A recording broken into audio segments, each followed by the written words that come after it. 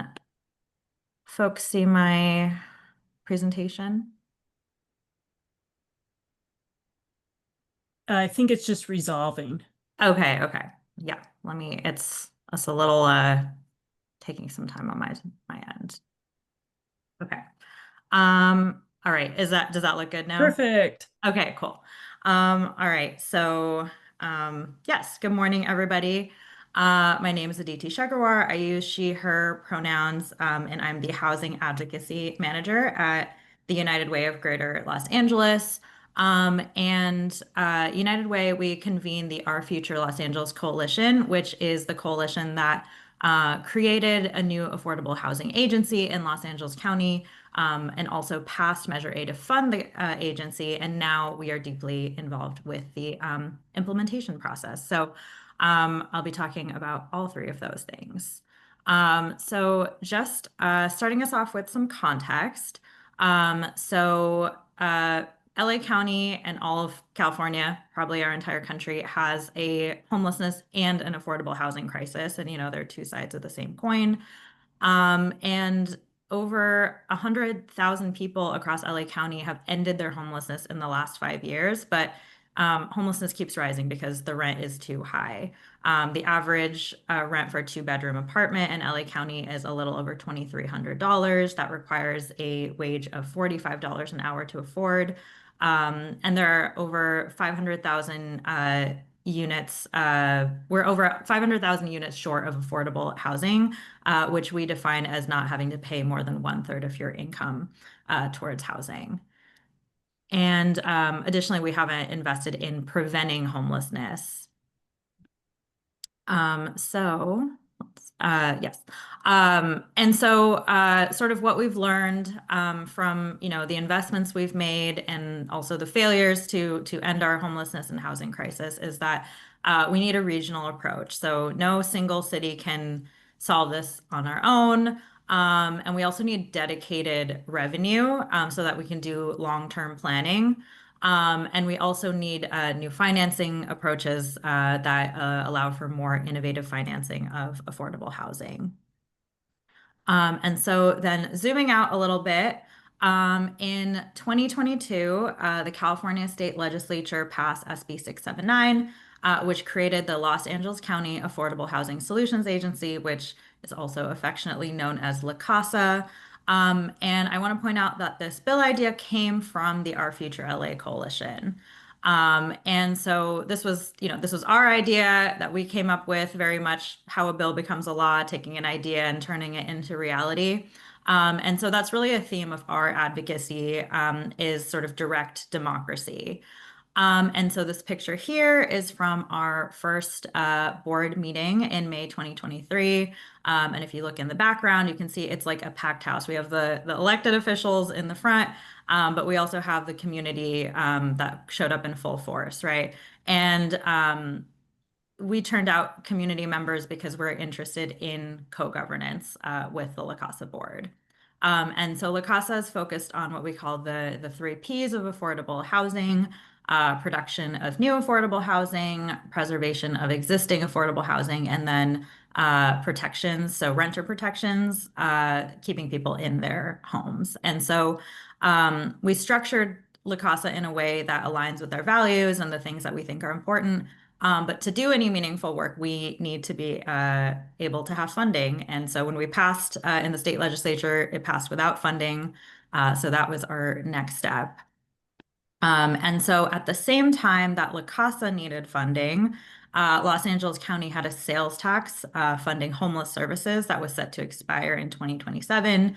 And so instead of just renewing that homeless services sales tax, we took the opportunity to fund both homelessness and affordable housing through one ballot measure, and changed the sales tax from a quarter cent to a half cent. So we sort of repealed and replaced that old quarter cent sales tax and replaced it with a half cent sales tax, but it was functionally a quarter cent increase. And so you'll see here in the allocation that homeless services is taking up about 60% of the funding.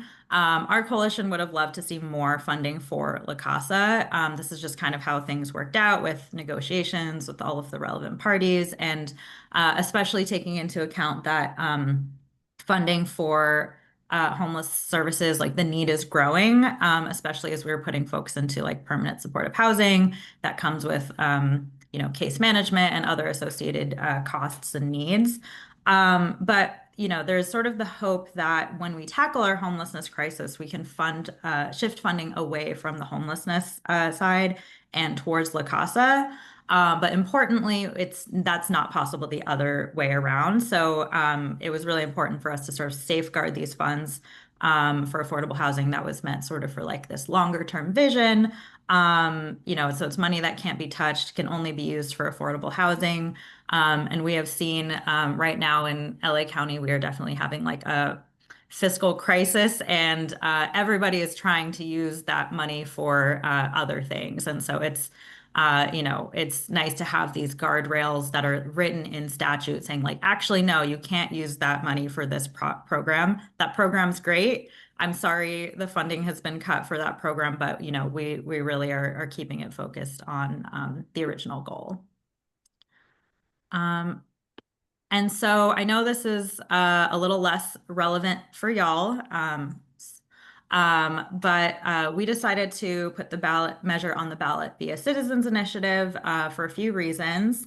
The biggest reason is that citizens initiative only requires a simple majority to pass. If the County Board of Supervisors had put it on, it would have required a 2/3 vote, which is a pretty high threshold.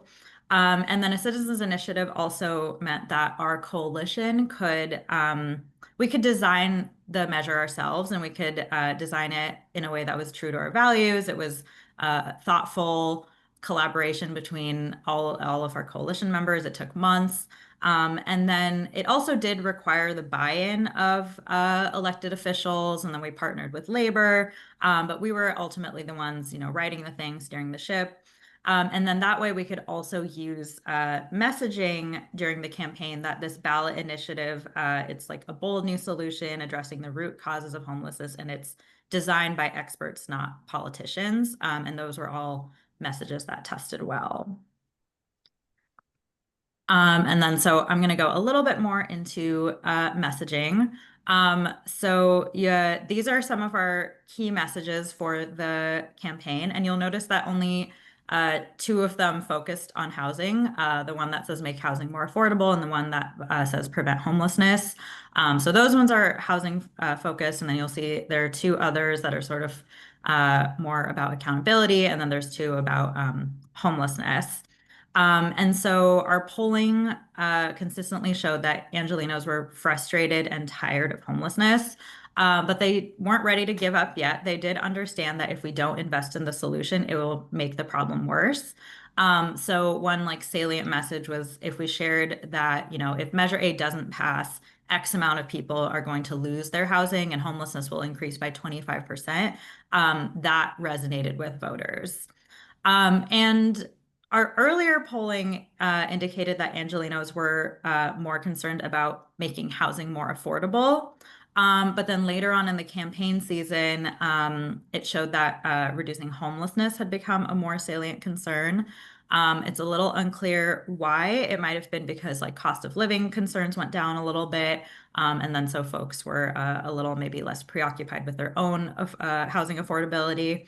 But whatever the reason, as a result, we switched our messaging to be a little bit more focused on reducing street homelessness. But we did it in a way that like stayed true to our values and sort of like the positive messaging of our campaign. So, we did have to talk about mental health treatment as a way to reduce homelessness, but we tried to sort of keep it affirmative and positive. And I think, for folks like us in this call, we know that it's a lack of affordable housing. That's the number one cause of homelessness. But, when we did the polling, that belief is not held by the vast majority of the general public. So it's helpful to be able to control the narrative and talk about that issue in a way that still feels aligned with our values. Especially since in LA, there's definitely been an increase in encampment sweeps. And so we were trying to stay focused on like root causes of homelessness and lead with like empathy for our unhoused neighbors. And even though it was homelessness that was the more salient issue for voters, having both of these funded in the same measure kind of allowed us to help connect the issues for voters. And then another key message was focusing on accountability. So we came up with these 5 outcome goals that were designed by the coalition with some input from other key stakeholders, including elected officials. And this was a big selling point for the campaign. And, people feel like local government is failing at addressing homelessness. And there's so many folks that are like, we've been putting money into homelessness. Didn't we already like vote to tax ourselves? Like, where did all that money go? And I think, we know that local governments have been doing the best job they can with the resources available.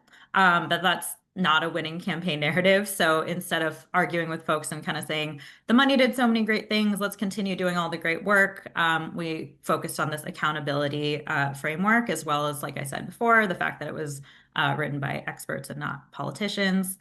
And then, yeah, like I also mentioned before, I think also framed the measure as bold new solution that gets to the root cause of homelessness, and it's something we haven't tried before. So that seemed to resonate with voters as well. And then, then there's a question of how do you message a sales tax increase to the public? And the answer is you don't. So, we are never trying to talk about the tax. If you're talking about the tax, you're already losing your campaign. So instead, we were focusing on the positive messaging of what Measure A would do. So this slide is not to convince the general public on a sales tax increase, but rather this slide is sort of to convince our allied organizations that we want to get on board to increase our coalition.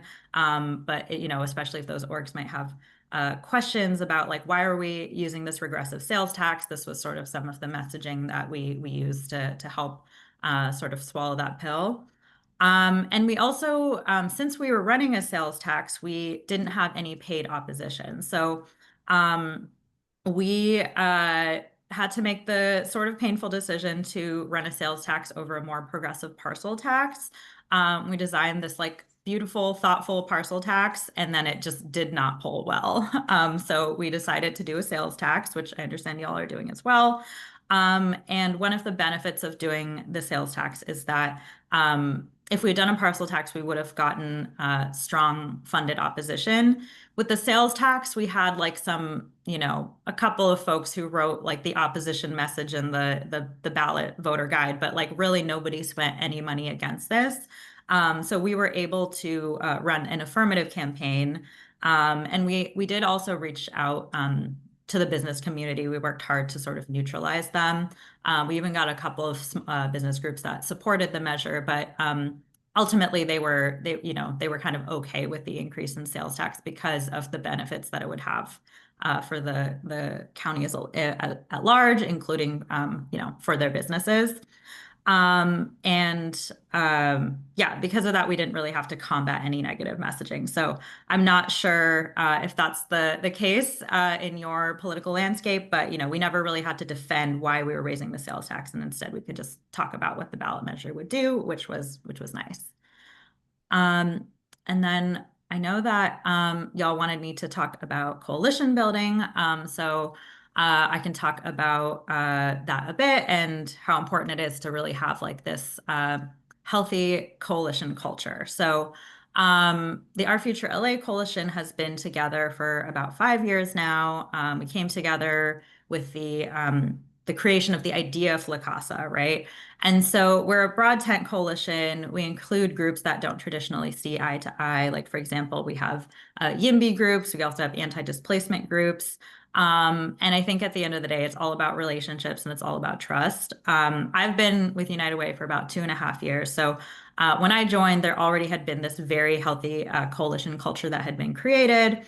And the process of creating the legislation to create La Casa had been done in this very collaborative way.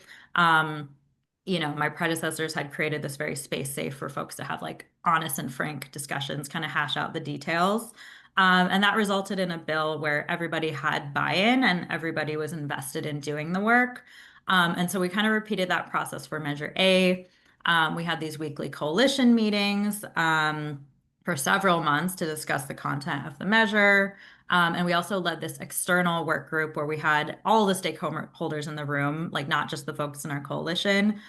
So that included like elected officials, philanthropy, like all the folks who would have opinions on something like this. And so we did that to get broad buy-in. But ultimately, our coalition was still the one writing the measure. And I think it was important for us to write a measure that we as a coalition were excited about because ultimately we were going to be doing the work of running the campaign. So if we had taken all of the concessions that elected officials wanted us to, then our coalition members wouldn't have been excited about the measure and then they wouldn't have worked as hard. So it was essential for everybody to feel like they had buy-in so that Measure A became like an all hands on deck campaign. I'll say that folks were generally self-motivated to do the work because, of what we would win by winning the measure.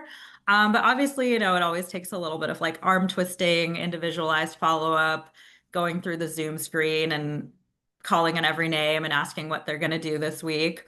But we like different orgs took on lots of different pieces of the work. So we had orgs that would host canvases. They would bring out their people. They would host the canvas at their offices. We did a lot of organic comms. Orgs would post Measure A content to their own social media pages. This was really helpful because, the Yes on A Instagram page doesn't have like years and years of social media following built up, but if orgs post on their own page, they can reach their own audiences. Also, the posts were like in authentic voices that reflect each of the organizations. Um, we also sort of leaned into the name recognition of certain orgs to be trusted messengers for the campaign. For example, Habitat for Humanity. Everybody loves Habitat for Humanity. And so they were a member of our coalition. And, we on our flyers, like we put a quote and from Habitat from Humanity. And when I was door knocking, there was multiple times where I would hand somebody the flyer and they would see like, oh, Habitat for Humanity is in support of this. That must be a good thing. Yeah, like name brand recognition and positive associations like are also really helpful things to contribute, even if an org can't do that much, on the actual like canvassing side or fundraising side. That's still super useful. We also had lots of orgs who reached out to affiliated orgs in their circle to get those endorsements. We had one coalition member, she was kind of like our like business whisperer. She did so many presentations to business groups that got them to be neutral. She presented in a way that they could understand and they almost got on board with. Um, and then lastly, fundraising. We got donations from many of our coalition partner orgs, but nonprofits don't have a ton of money. So our campaign wouldn't have been possible without a strong partnership with organized labor. And so labor unions heavily funded the campaign. I think they put in like $4 million. And they were invested because it would create jobs with the production of new affordable housing. And the reason that they were on board is because we had labor standards in the measure that they could get behind. So then they went all out in supporting it. So definitely don't underestimate the power of organized labor. And then lastly, I'll just talk a little bit about the implementation process. So post Measure A victory, our coalition is still around. We're still meeting regularly. And, campaigns are so exciting. And sometimes it can be hard to keep the momentum afterwards. But I think we've done a good job, especially since there's been so much work to do. So we have still, La Casa has sort of like, it now has funding, it's staffing up, it's really getting going. And so there's been a lot of like things that La Casa has put out where it's, like they put out an RFI, they put out transitional program guidelines. And so we've like responded to those things. And so it's really helpful to have those sort of like built-in deadlines and checkpoints to make sure that our voice is being heard. But in addition to submitting those like formal memos, we're really relying on our strong relationships with La Casa board and staff. We've like built up these relationships over a couple of years with some of these folks. We were like working alongside them on the campaign. And so in addition to like submitting a formal memo, it's really useful to be able to just have frank and honest meetings with them that are maybe a little less formal, where we're asking them like, okay, well, why are you doing it this way? Like, tell us what's the driver of this decision. So that has been really helpful. And then we also make sure to have a robust public comment presence. Basically, every month, I write up some talking points, focusing on the thing we would like them to change this month. And there's always something we would like them to change. And then, gather as many folks as we can to give public comment.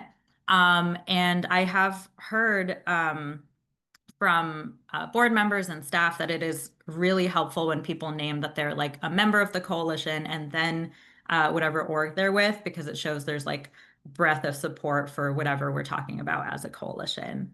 And so we've sort of gone from being the drivers of this campaign to being in more of like a watchdog advocacy space.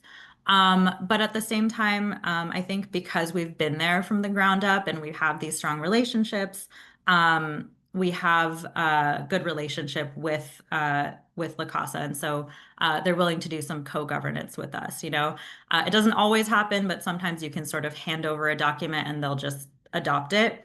And so having those relationships has been really helpful. But we're continuing to do the implementation work as we speak. And so I will leave it at that. I hope I didn't go over time. And yeah, if folks have any questions, I am happy to answer them. Thank you so much. That was an amazing presentation. So much to unpack there. I know we want to hear from our second speaker, and then we'll turn to some questions with the time we have remaining. So I'm going to turn things over to Zach, who's here to talk about the Colorado experience. Zach, you ready to go? Yes, absolutely. I'm not very good at Zoom, so it might take me a second to figure out how to share my screen. Oh, there's a button that just says share. Are you able to see that? Yes, but we're seeing your whole screen instead of the slide version. Does that still work? Is that There good? we go. Perfect. All right, great. Hi, everybody. I'm Zach Martinez. I'm the Director of Policy and Advocacy at an organization called Gary Community Ventures. We were the lead proponents for Proposition 123 back in 2022. So it's been a little bit, kind of at a high level. I pulled out our campaign slides just because it was nostalgic for me, and also it gives some of the high level information. But Proposition 123 really did two main things. One, it allocated $300 million to affordable housing in Colorado. And the second thing is it required local governments to commit to building 3% additional affordable units in their communities every single year. In order to qualify for developers in their community and also for their own local governments to receive funding from the state, they had to commit to that. And we're coming up on our first 3-year compliance cycle in 2026, where local governments will actually be evaluated based off of if they've been able to grow by 3% every year. And if they're not able to, then they will be kind of left out of funding for 1 year. And I can talk a whole bunch more about why we did that a little bit later. One other thing that it requires is that every local government that does commit to building 3% additional affordable housing, they also have to create a prioritized review process for any affordable housing projects, which is defined as any project where 50% of the units are deed restricted. That was a huge ask from the developer community, so we got that in there. Where does the $300 million go? it goes basically to the entire spectrum of housing. We have four large buckets, I would say, but this workforce housing one is much larger than the rest, so I'll go a little deeper into it. But we fund homelessness services programs, um, land banking programs, workforce housing development, and also home ownership. So there's really a program in there to talk to basically anybody who makes under 125% of AMI, which we felt was important because we wanted to make sure that as we were going to Colorado voters as a whole, we wanted there to be something that seemed or felt important to all Coloradans. I'll go a little bit deeper into some of these buckets here in a sec. Throwing this slide up here because I think it's really important to know that we had a huge coalition of very diverse organizations. And I think we did that in two ways. One is we didn't actually raise taxes on our ballot measure. In Colorado, we have this really weird thing called TABOR, which is the Taxpayer Bill of Rights, which basically caps the amount of money that the state of Colorado is allowed to spend every year.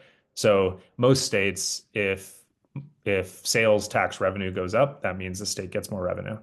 In Colorado, we're only allowed to grow our revenue by population growth and inflation. So in years where sales tax revenue or income tax revenue increase faster than population growth and inflation, we have to refund those dollars back to Coloradans. So what we were doing instead is we said, we're not raising taxes, we're just going to retain more of the revenue that we're already collecting. That was really nice because it meant we didn't have to tell people we were raising taxes at all. And instead, it was just it was statutory change to support affordable housing. The other really big thing that I think was important to our coalition was that we did not address the issues of land use and zoning in our ballot measure. Instead, we leaned towards the local governments committing to 3% growth in their affordable housing supply. And the reason for that is because land use gets really controversial. And we felt as though it made more sense to prioritize getting the funding, which voters had to approve in order to make it happen, and then having a more legislative approach to land use and zoning that obviously is equally as important as more funding towards affordable housing, but going to the voters and bringing something that would probably create opposition didn't feel like the right path towards success. But we did still continue to do I have the wrong header on this slide, but we did continue to do that land use work separately from our legislation or from our proposition. So in 2024, we passed 6 pretty significant land use bills. In 2025, we passed 3 more, and then in 2026, we are planning to do at least a few more pretty significant ones. So happy to jump into that if that's also of interest to the group. One of the questions people tend to ask a lot is about the polling. And I feel like when you are thinking about whether or not you want to bring forward a ballot measure, it's not really about the like tracking coming up to the election, but it's actually much more important to know what the polling was like 6 to 9 months before the actual election day, because that's when you're making your decision as to whether you're going to run or not. So I thought I would just give you guys a little insight into that. In 2022, Coloradans consistently said housing costs were the #1 issue. 26% is pretty dang high, especially when you're asking people to rank just their #1 issue. And that's still true today in Colorado, even though we've had some success. People are still identifying housing as their #1 issue. Even with people saying that it's the #1 issue, we were only at 51% people who saying like, yes, we're absolutely in on this. If you include liens, we were at 58. Our political consultants say that you really want to be at least 60% when you include liens if you are going to have a winning campaign. But we were a little bit below that and decided to move anyway. Because every ballot measure, or maybe not every ballot measure, definitely not every, but a lot of ballot measures end up losing support as you get closer to election. No's just have a little bit of a gravitational pull. One of the things that we really hung our hats on is whenever we just used simplified language rather than statutory language that the state requires us to use on our ballot measure, support grew. We were consistently getting 60% of support once you just used plain language to describe to people what the ballot measure was going to do. And at the end of the day, we won with 53% of the vote. So we did have a little bit of uh, regression, I guess, but we were able to get above that 50% threshold, which at the end of the day is all that matters. We did have on election night, we did not get the election called, so we had to wait about 48 hours for uh, Denver, who is inconveniently our slowest vote counter, to come in before we could officially call the election and win. So that was a long 48 hours, which I still very vividly remember. Um, Getting into the funding a little bit more, and happy to dive into this stuff deeper. There are three major buckets of rental financing in Prop 123. First is land banking. It's our by far most concessionary program. Basically, nonprofits and local governments who want to purchase land for affordable housing development can get a 100% forgivable grant in order to purchase the land. This is something Colorado has been doing for a long time. Our organization's been supportive of an organization called the Urban Land Conservancy, which does land banking. Basically, they purchase land, hold it, and then use the increased value of that land to be able to finance deeply affordable housing in Colorado. And so we wanted to be able to kind of supercharge those types of programs by being able to collect and hold the most finite resource we have, which is urban infill, high quality land for dense housing, and be able to use that land to build affordably. The next one is an equity program, which I don't think really exists in other parts of the country. So happy to talk more about this, but it's basically a LIHTC program for housing that's not qualified for LIHTC on the affordability scale. So, LIHTC is really focused towards 60% of AMI or less for the most part. What this does is it creates an equity investing tool that would allow you to build housing up to 90% average AMI. It's really to try to supercharge housing that doesn't need a lot of public subsidy, but it needs a public subsidy when there's not enough equity investors and you have to finance it all through debt. Well, I'll talk about it a little bit later, but another thing that this creates is a tenant equity program, which basically allows for people who live in these projects to be able to save money to be able to eventually purchase a home. And then the last is concessionary debt, which is kind of the simplest of the programs, which is just a pot of funding that is below market rate interest for debt. Currently, the state is charging 2.5% for this debt, which makes a huge difference for affordable development and being able to have affordability in projects.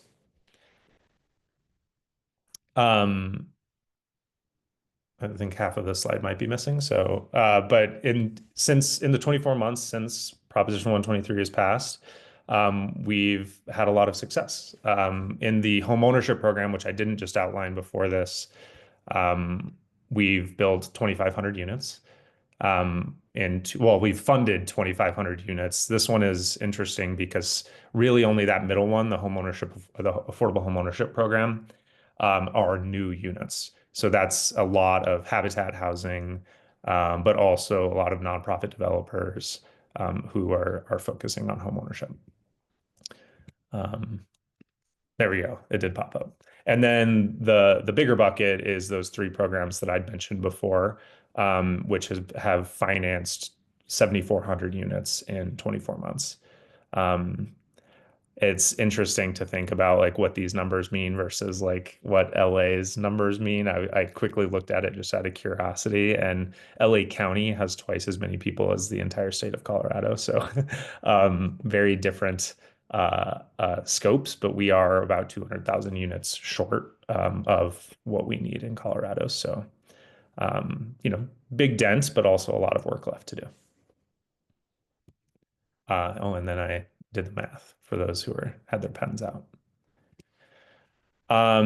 I mentioned this briefly, but the tenant equity vehicle, I think, is the thing that makes me most excited, and we focused a lot of the campaign on, which is that uh, any profits that come out of these funds, both the equity program and the concessionary debt program, go into what is basically a trust fund.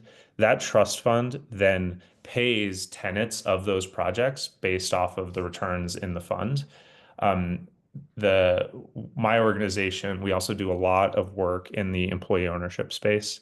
And one of the like core tenets of employee ownership is that the individuals who are contributing to the profits of the business should have a share in those profits. We kind of took that concept and said, well, that's also true in housing development. If a home really has no value other than, or a home to a, private developer or owner, property manager, really has no value other than the value it creates by individuals paying rent in order to live there.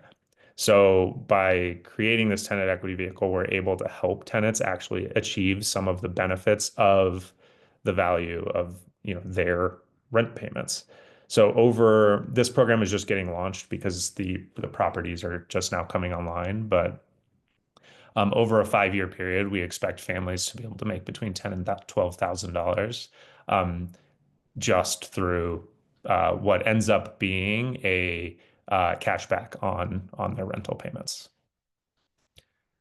Um, I guess a little bit of just like a humble brag or I don't know, happy news is that Denver has seen a lot of success. Not only have we seen significant rent decreases over the last few years in Colorado, but also the numbers are saying that like Denver is exceeding rent declines of other major metro areas.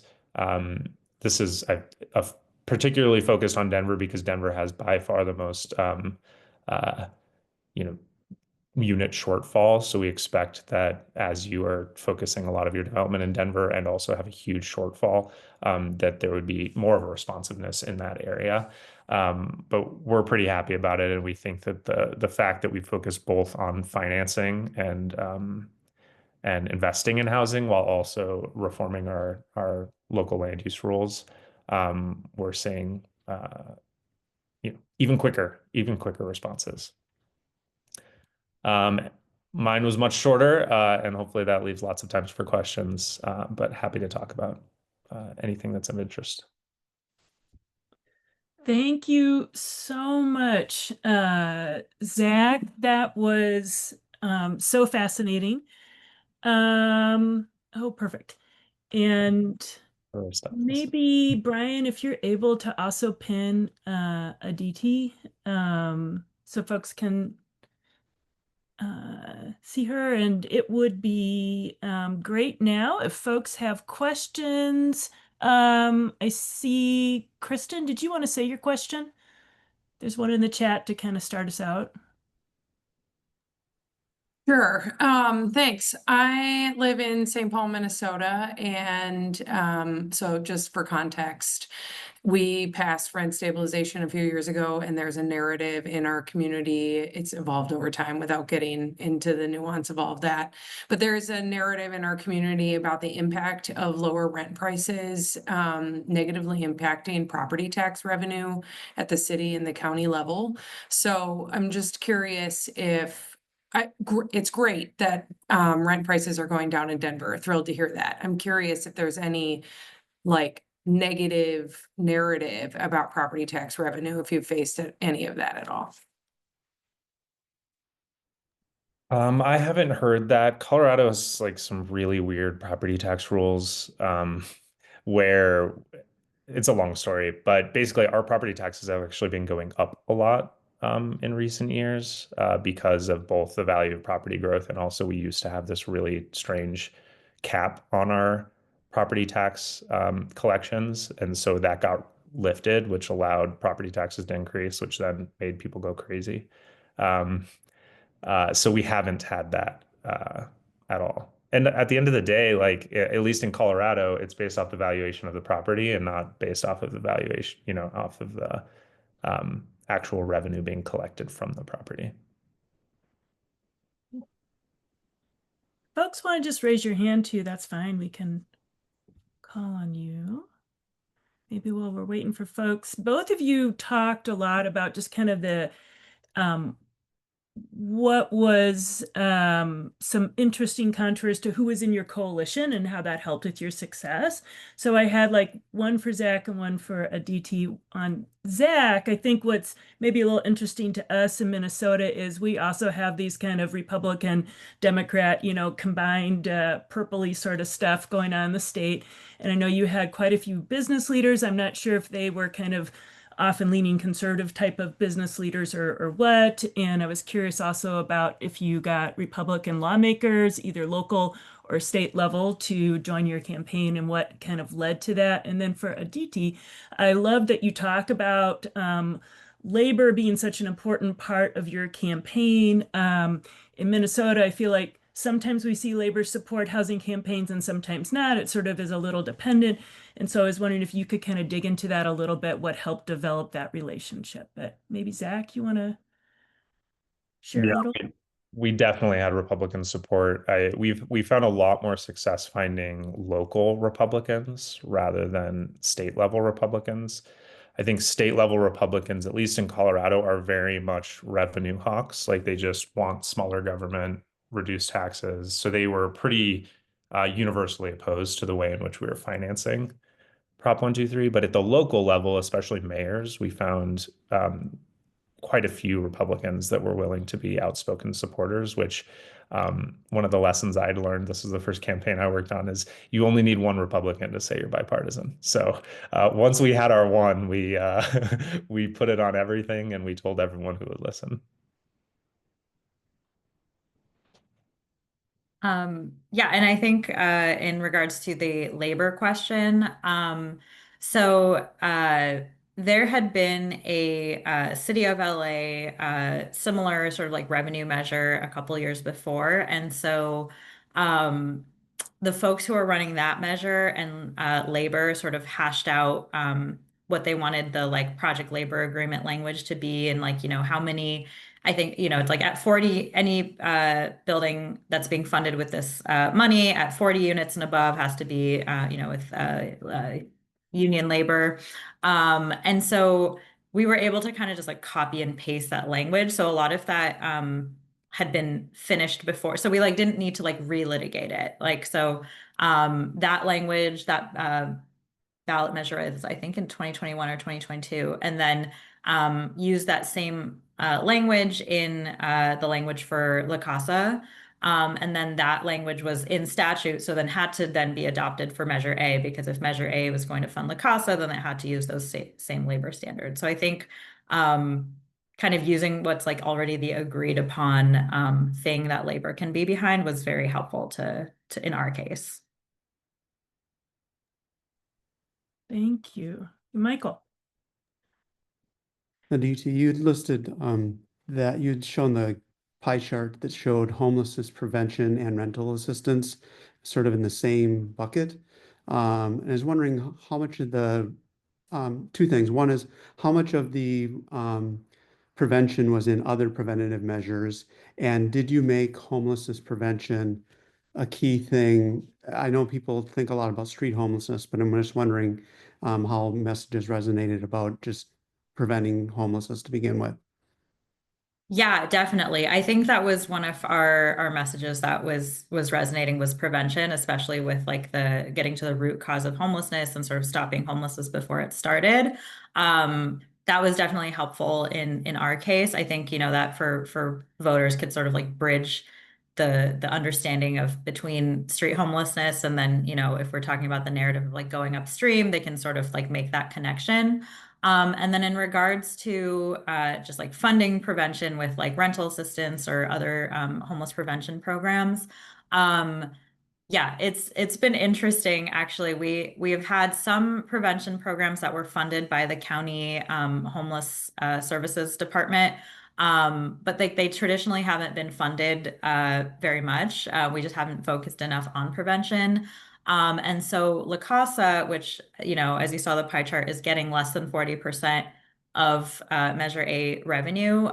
Within La Casa, whatever funding La Casa gets, 30% of La Casa funding is dedicated to like renter protections and homelessness prevention. So that's a new pool of money for those programs.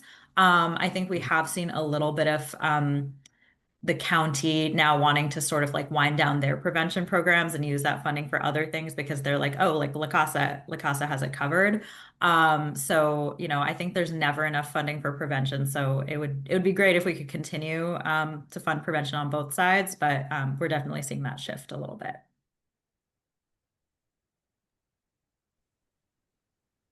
Just keeping my eye out for other hands out. Otherwise, I'm going to pop in here.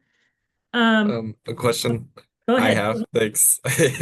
We've heard a lot about the strategic coalition building and some of the key messaging. But a question I have for you too is, what are some of the energizing tactics you did to keep the coalitions active, to build out the campaigns, to bring energy? Because I imagine a lot of momentum has to be created to win something like this.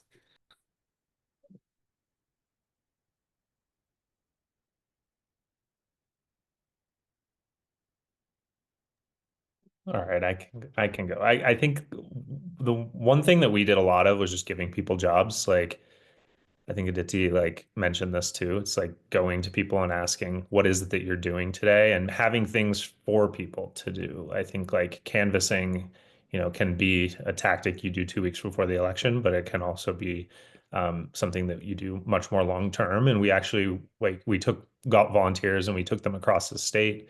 Um, because our campaign was mostly based out of Denver, but we wanted to make sure that everyone knew it was for them. And so we did a lot of earned media throughout the state, and we actually took volunteers with us, which I think it gave people something to look forward to and something to know that they were actually contributing to the success of the campaign. Yeah, I'll plus one to what Zach said about giving folks jobs and yeah, I think in our case especially because we also like created the measure together, everybody really had buy-in because of that and wanted to be part of it because I think every org that was helping write the measure was really invested in its success for not just the coalition's sake but for their own org's sake because it affected their org's bottom line as well. I have a question. Probably more for Zach, but I think Colorado is similar to Minnesota. There's one person who's speaking and you're very faint. It's me, it's Paul. Sorry. Oh, hey, Paul. It's hard to hear you. Okay.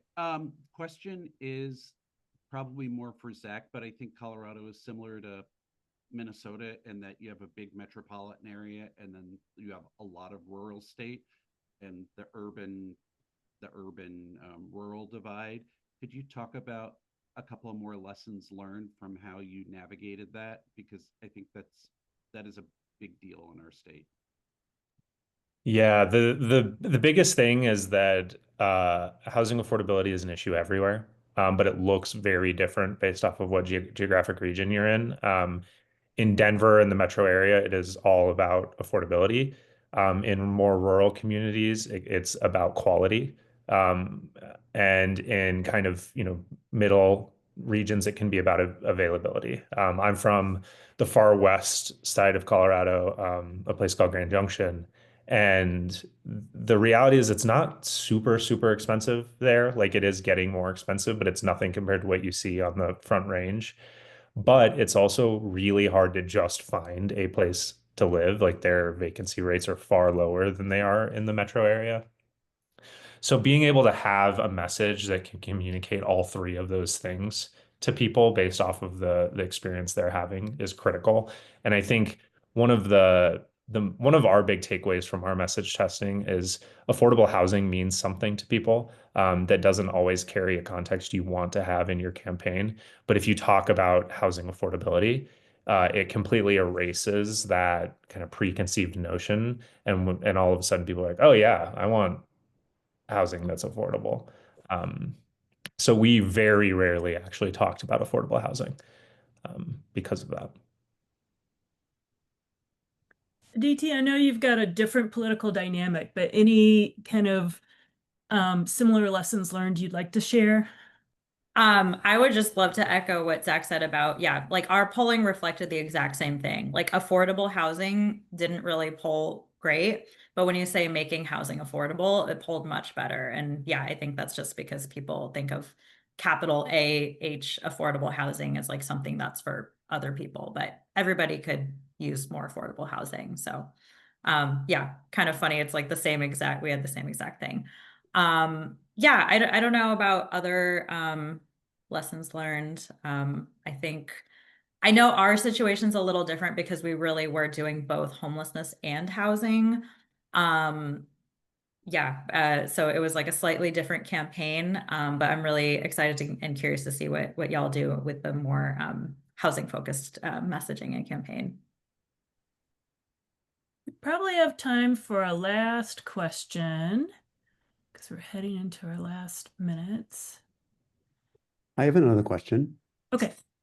Wondering about how quickly you got to unexpected coalition members and who you might identify those groups as being, because you had very long lists that were really impressive to see.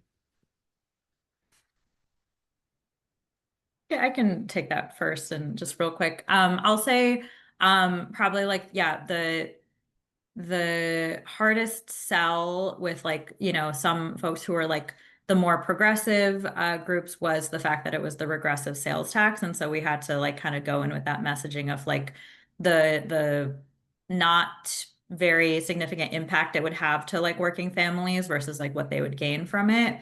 And then I think on the business side as well, it was kind of the same messaging, but just like with a different audience and different concerns. But I think, yeah, ultimately it was the like, we need to do this. LA is in a crisis and nobody likes a sales tax increase, but we have to do it. We all have to kind of just be okay with it. And I think like not letting the perfect be the enemy of the good, that was helpful. And I'll just say like the who was in the coalition and who'd you like, it was everybody. Like we really centered our campaign around housing impacts everyone. And so anyone who would listen to us, we asked for their endorsement. If they were any organization, any elected official, we wanted their endorsement.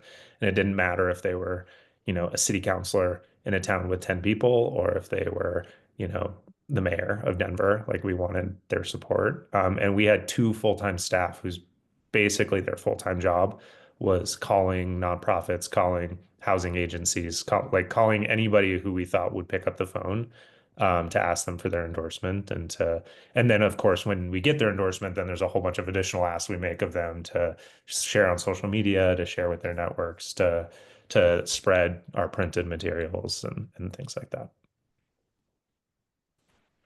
Well, we are right at the top of the hour here, so I just want to take this time to say thank you so much for sharing such fun, inspiring stories and just helping us kind of recognize there is an end to a long road. I'm seeing a lot of appreciation from folks on this call and just congratulations on all the things that you're doing. It sounds like you both are sort of continuing the work. So we just appreciate you sharing with us and spending this morning. And Aditi, I know it's early, but you were fantastic and very awake. So thank you, Zach. Thank you, Aditi. And hope you have a great day. Thank you so much for having us. Thank you.